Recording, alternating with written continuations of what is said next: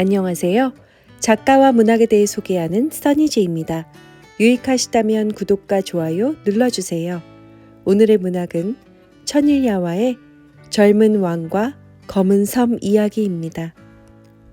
저의 아버님은 마무드란 분으로 이 나라의 국왕이셨습니다. 이 나라는 검은 섬들의 왕국이라고 불렸는데 공께서 보신 4개의 작은 산이 본디 섬들이었던 까닭입니다. 그리고 저의 부왕께서 거하신 수도는 공께서 보신 연못이 있는 그 장소였고요. 자, 그러면 어떻게 해서 이 모든 변화가 일어났는지 말씀드리겠습니다. 부왕께서는 이르는 나이로 승하하셨습니다. 저는 그분의 뒤를 이어 왕위에 오르자마자 결혼했는데 존엄한 왕권을 함께 누리고자 제가 선택한 사람은 저의 사촌 누이였습니다. 저는 그녀가 제게 보여주는 애정에 너무나도 만족했으며 저 역시 그녀를 지극히 사랑했습니다. 우리의 행복한 결합에 비할 것은 이 세상에 아무것도 없었지요. 이렇게 5해가 흘렀습니다. 그런데 5해가 지나면서 저는 그녀의 애정이 예전 같지 않음을 느끼게 됐습니다. 어느 날 저녁 식사 후 그녀가 목욕을 갔을 때 전 잠이 안 와 좌단에 몸을 눕혔습니다. 마침 그 방에 있던 왕비의 2 시녀가 각각 내 머리맡과 발치에 앉았습니다. 그들은 더위도 식혀주고 저의 잠을 방해하는 파리도 쫓을 겸 부채질을 했습니다. 그녀들은 내가 잠들었다고 생각하는지 나지막한 음성으로 대화를 나눴습니다. 하지만 난 단지 눈을 감고만 있었기 때문에 그들이 말하는 내용을 빠짐없이 들었습니다. 술타님처럼 멋진 분을 사랑하지 않으시다니 우리 왕비님은 잘못하고 있는 거 아니니? 그래, 난 정말 이해를 못하겠어. 어떻게 이런 분을 혼자 놔두고 밤마다 싸돌아다닐 수가 있어. 그런데 술탄께선 이 사실을 알고나 계신 거야? 예, 어떻게 하시겠니? 왕비님은 저녁마다 술탄님의 음료에다가 어떤 약초의 즙을 섞어 넣잖니? 그걸 마신 술탄님께서는 세상 모르게 잠에 빠지시고 그럼 왕비님은 밤새도록 돌아다니시다가 동틀 무렵 다시 돌아와 술탄 곁에 누워서 이분의 코에 어떤 향기를 맡게 잠을 깨우시잖아. 이 말을 들은 제가 얼마나 놀랐으며 또 어떤 기분이 되었는지 충분히 상상하시리라 믿습니다. 하지만 그토록 마음이 격동되어 있음에도 불구하고 전 내색하지 않았습니다. 왕비가 목욕에서 돌아와 우리와 함께 아참을 들었습니다. 그리고 잠이 들기 전 그냥 평소처럼 물이 가득 든 잔을 손수 가지고 왔습니다. 하지만 그것을 목으로 넘기는 대신 전 열려있는 창문가로 다가가 그녀가 알아차리지 못하게끔 슬그머니 입속에 물을 뱉었습니다. 그리고 나서 내가 마시지 않았다는 사실을 의심하지 못하도록 빈 물잔을 그녀에게 돌려주었습니다. 우린 곧 잠자리에 들었습니다. 내가 잠든 것 같아 그녀는 몸을 일으키더니 조금의 거리낌도 없이 큰 소리로 그래, 자거라. 이렇게 영영 깨어나지 않았으면 좋겠다. 그러고는 재빨리 옷을 입더니 방에서 나갔습니다. 저도 급히 옷을 입은 후 검을 들고 그녀를 뒤쫓았습니다. 잠시 후 그녀의 발소리가 들릴 정도의 거리에 저는 그녀가 듣지 못하게끔 살금살금 걸으며 일정한 거리를 두고 따라갔습니다. 그녀는 마법의 주문을 외워 궁정 안에 있는 여러 개의 문을 통과했고 그렇게 해서 마지막엔 정원으로 통과하는 문을 열고 나갔습니다. 그녀는 어떤 조그만 숲으로 들어가고 있었습니다. 그리고 어떤 남자와 함께 꽤 긴 산책로를 걷고 있는 그녀의 모습을 발견하고 관목 울타리 뒤에 난 몸을 숨겼습니다. 그들의 대화에 귀를 기울인 저는 왕비가 그녀의 정부에게 말하는 소리를 들었습니다. 빨리 오지 않았다고 이렇게 책망하니 정말이지 섭섭해요. 내가 왜 늦은지 이유를 잘 알잖아요. 지금까지 당신께 보여드린 그 모든 애정의 표현들로도 내 간절한 마음을 확인하지 못하겠어요? 좋아요. 그렇다면 난 더 분명한 증거를 보여드릴 수도 있어요. 명령만 내려요. 내가 어떤 능력을 지니고 있는지 잘 알잖아요. 만일 당신이 원하면 해가 뜨기 전에 이 큰 도시와 이 아름다운 궁전을 늑대와 부엉이와 까마귀만 들끓는 폐허로 만들어버리겠어요. 혹시 내가 이 견고하게 지어진 성벽 전체를 번쩍 들어서 인간이 사는 세계 바깥에 옮겨놓길 원하나요? 한마디만 하세요. 그럼 이곳 전체를 싹 바꿔놓을 테니까요. 바로 이때 그녀와 정부는 산책로의 끝에 이르러 몸을 돌려 또 다른 산책로로 돌아서며 제 앞을 지나갔습니다. 이미 검을 뽑아들고 있던 저는 두 사람 중 제 쪽에 있던 정부놈의 목을 베어 땅에 떨어뜨렸습니다. 전 놈이 죽었구나 생각했죠. 그래서 왕비가 절 알아보지 못하게끔 즉시 몸을 돌려 달아나 버렸습니다. 어쨌거나 제 친척이었으므로 그녀만은 살려주고 싶었습니다. 내가 놈에게 가한 일격은 치명적인 것이었지만 그년 마법의 힘으로 놈의 생명을 보존해줬습니다. 놈은 이를테면 죽은 것도 아니요 살아있는 것도 아닌 그런 상태가 되었습니다. 제가 정원을 가로질러 궁으로 돌아오고 있을 때 뒤에서 왕비의 커다란 울음소리가 들렸습니다. 듣기만 해도 그녀가 느끼는 고통을 능히 짐작할 수 있는 울음소리였습니다. 측은한 마음에 전 그녀를 살려두길 잘했다고 생각했습니다. 궁실에 들어와 다시 침상에 누웠습니다. 그리고 흐뭇한 기분으로 잠이 들었습니다. 다음날 아침 잠에서 깨어보니 옆에 왕비가 누워 있었습니다. 그녀가 잠들어 있었는지 아닌지는 알 수가 없었습니다. 하여튼 저는 살그머니 일어나 제 방으로 가서 옷을 입은 후 어전 회의에 갔습니다. 그리고 다시 돌아와 보니 그녀는 검은 상복을 입고 있었습니다. 게다가 산발한 머리는 여기저기 뽑혀나간 흉한 몰골을 하고 있었습니다. 폐하, 이런 몰골을 제가 하고 있다고 이상하게 생각하지 말아주세요. 제가 방금 전에 한꺼번에 들은 세 개의 가슴 아픈 소식이 이 격심한 고통의 원인입니다. 사실 지금 제가 느끼는 고통에 비하면 이 정도의 모습은 아무것도 아니지요. 아니 대체 무슨 소식을 들었길래 저의 소중한 어머니이신 왕비마마께서 돌아가셨고 아버님께서도 어떤 전투 중에 전사하셨으며 오빠 중 하나도 절벽에서 떨어져 죽었다 하옵니다. 그녀는 고통의 진정한 원인을 감추려고 이처럼 핑계를 댔지만 전 화를 내지 않았습니다. 또 자기 정부를 죽인 장본인이 바로 나란 사실을 그녀가 모른다고 생각하고 이렇게 말했죠. 부인, 당신을 꾸짖기는커녕 나 역시 당신과 고통을 함께해야 할 것 같소. 그래, 마음껏 우시오. 그 눈물이야말로 당신의 뛰어난 성품을 확실한 증거니까. 하지만 시간과 이성이 당신의 고통을 조금이나마 달래줄 수 있길 바라오. 그녀는 자기 궁실로 물러갔습니다. 그리고 거기 틀어박혀 마음껏 슬픔에 빠져들었죠. 그렇게 그녀는 눈물과 고통 속에서 1년을 보냈습니다. 1년이 지나자 그녀는 저에게 궁의 성벽 안에 자신의 묘지로 쓸 건물을 하나 짓겠으니 허락해달라 부탁했습니다. 거기서 죽을 때까지 지내겠다는 것이었습니다. 전 허락했고 그녀는 기가 막히게 아름다운 궁전을 하나 지었습니다. 여기서도 돔이 보이는 그 궁전은 눈물의 궁이라 이름 지었습니다. 궁전이 완성되자 그녀는 거기에 자기 정부를 옮겨놨습니다. 제가 그에게 부상을 입힌 그날 밤 그녀는 그를 적당한 장소에 숨겨뒀던 것입니다.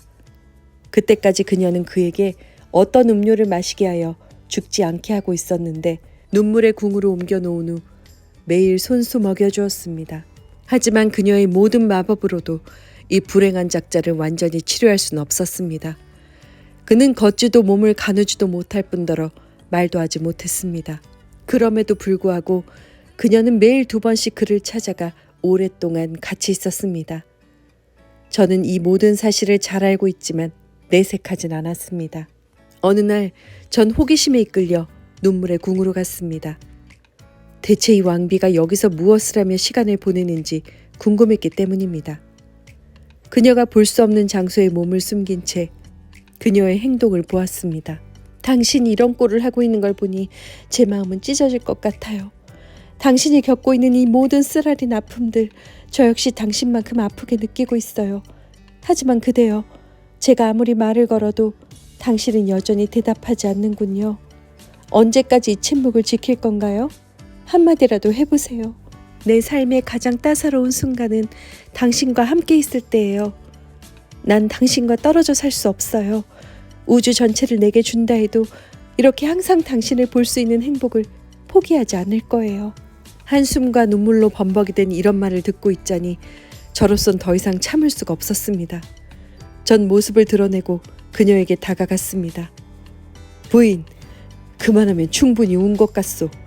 아직도 저를 존중하는 마음이, 아니 따뜻한 마음이 조금이라도 남아있다면 제발 부탁드리는데 제게 강요하지 말아주세요.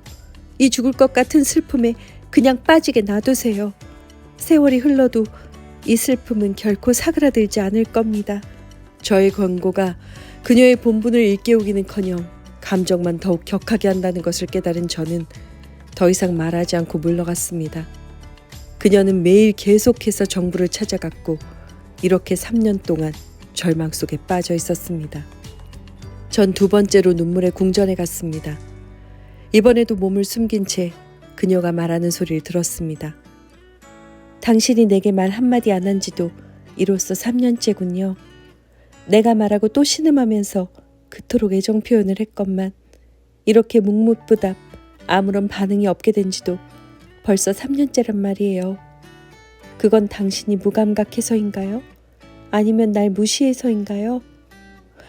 무덤아, 네가 파괴해버린 것이냐? 이가 내게 주었던 그 지극한 사랑을, 내게 그토록 뜨거운 사랑을 보여줬던 그 눈, 내 모든 기쁨이었던 그 눈을 감겨버린 것이 바로 네 놈이란 말이냐? 아니야, 난 이 현실을 조금도 믿을 수가 없어, 무덤아. 차라리 내게 말해다오. 그 어떤 기적에 의해 네 놈이 세상에서 가장 진귀한 이 보물을 손에 얻게 되었는지 말이야. 이 말을 들은 저는 분개하지 않을 수가 없었습니다. 왜냐면 그녀가 그토록 사랑하는 연인, 이토록 숭배하는 이 인간은 사실 공이 상상하는 그런 남자가 아니었던 탓입니다. 그는 한낱 인도 출신의 검둥이였을 뿐입니다. 전 그녀의 말에 얼마나 분개했던지 불쑥 제 모습을 드러내고 말았습니다. 그리고 저 역시 무덤에 대고 욕하면서 소리쳤습니다. 네가 내 고통의 근원이야! 그녀는 내가 그 남자를 죽인 것을 알고 있었습니다. 저는 그녀를 벌하기 위해 검을 치켜들었습니다. 하지만 그러는 저를 그녀는 눈 하나 깜짝 않고 쳐다보더니 입가에 비웃음을 지으며 말했습니다. 무슨 말인지 전혀 알 수 없는 주문을 외웠습니다. 그 즉시 저는 공이 보시는 것과 같은 이런 꼴이 되었습니다. 산자들 틈에 있지만 이미 죽어 있고 죽은 자들과 함께 있되 아직 살아있는 이런 상태 말입니다. 왕비란 이름의 이 잔혹한 마녀는 매우 번창하고 주민들로 북적거리던 도시였던 저의 수도를 파괴했습니다. 그녀는 가옥들과 광장들과 시장들을 없애버렸고 대신 공께서 보신 그 연못과 황량한 벌판만 남겨놓았습니다. 연못 속에 있는 4가지 색깔의 물고기들은 파괴된 수도에 살던 4개의 다른 종교를 가진 주민들입니다. 흰색은 이슬람교, 빨간색은 불의 숭배자인 페르시아인, 파란색은 기독교, 그리고 노란색은 유대교죠. 4개의 작은 산은 이 왕국의 이름이 유래한 4개의 섬입니다. 그뿐만이 아닙니다. 그녀는 매일 저를 찾아와 쇠심줄로 만든 채찍으로 저의 벗은 어깨를 100번씩 후려쳐 온몸을 피투성이로 만듭니다. 이 형벌이 끝나면 제 몸을 염소털로 짠 두꺼운 직물로 덮은 후 그 위에 공께서 지금 보고 계신 이 수단 장포를 씌워놓습니다. 절 명예롭게 하기 위함이 아니라 조롱하기 위해서죠. 여기까지 말한 검은 섬들의 젊은 왕은 더 이상 참지 못하고 눈물을 주르르 흘렸습니다. 이 광경을 보는 술탄 역시 너무나 가슴이 아파 한마디 위로의 말도 할 수가 없었습니다. 너무나도 기이한 이야기에 치근한 마음이 드는 한편 이 불행한 군주를 대신해 복수해주고 싶은 마음이 든 술탄은 그 사악한 마녀가 어디 있는지 내게 말해주시오. 그리고 그녀의 정부는 어디 있소? 제가 말씀드렸듯이 정부놈은 도움이 있는 묘당인 눈물의 궁에 있습니다.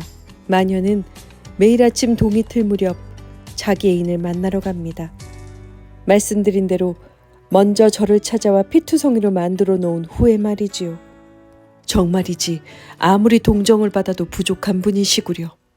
공의 불행한 사연을 들으니 내 가슴이 너무나도 아프오. 술탄은 우선 자신이 누구이며 왜 이 성에 들어왔는지를 밝히고 복수할 수 있는 방법을 생각해내어 이 젊은 왕에게 알려주었습니다. 이튿날 술탄은 날이 밝자 일어났습니다. 그는 자신의 계획을 실행하기 위해 거추장스러운 웃옷을 벗어 어딘가 숨겨놓은 다음 눈물의 궁으로 갔습니다. 검둥이가 누워있는 침대를 발견한 술탄은 지체 없이 검을 뽑아들고 저항도 못하는 이 형편없는 작자의 숨을 끊어버린 후 성의 내정을 가로질러 시체를 질질 끌고 가 우물 속에다 던졌습니다. 그리고 나서 검둥이 대신 침대에 누워 검을 안고 이불을 뒤집어 쓴 채 마녀를 기다렸습니다. 잠시 후 마녀가 도착했습니다. 그녀는 먼저 그녀의 남편인 검은 섬들의 왕이 있는 방부터 갔습니다. 그녀는 왕의 옷을 벗긴 후 쇠심줄로 만든 채찍으로 그의 어깨를 100번 후려쳤습니다. 가련한 왕이 바라는 비명이 궁전을 가득 채웠습니다. 그가 자신을 불쌍히 여겨달라고 너무나도 안타깝게 애원했지만 잔인한 여자는 백들을 다 채울 때까지 매질을 멈추지 않았습니다. 그리고 그녀는 눈물의 궁으로 갔습니다.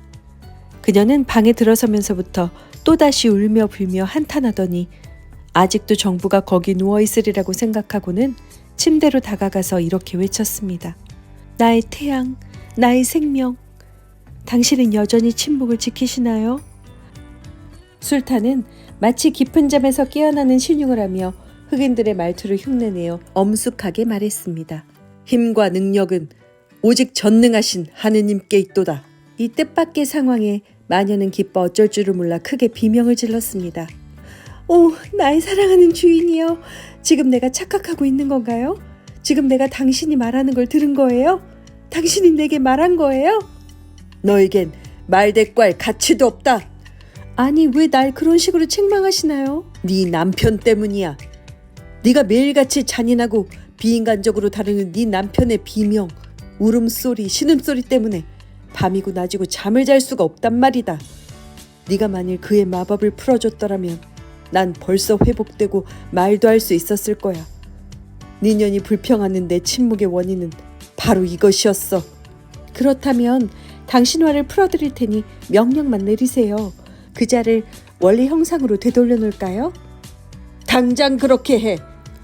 그녀가 주문을 외우자 왕은 원래의 형상을 되찾았습니다. 마녀는 왕에게 빨리 떠나라고 명령했습니다. 술탄은 계속 흑인 흉내를 내면서 다시 도시를 주민을 복원해 놓으라고 말했습니다.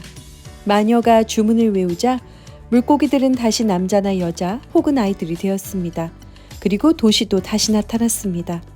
모든 일을 해결하고 마녀가 술탄 가까이 다가왔을 때 술탄은 그녀의 목을 베어버렸습니다. 젊은 왕이 술탄에게 진심으로 감사한 것은 말할 것도 없었습니다. 또 그는 자신에게 너무도 큰일을 해주신 술탄에게 장수와 번영을 누리시길 기원한다고 말했습니다.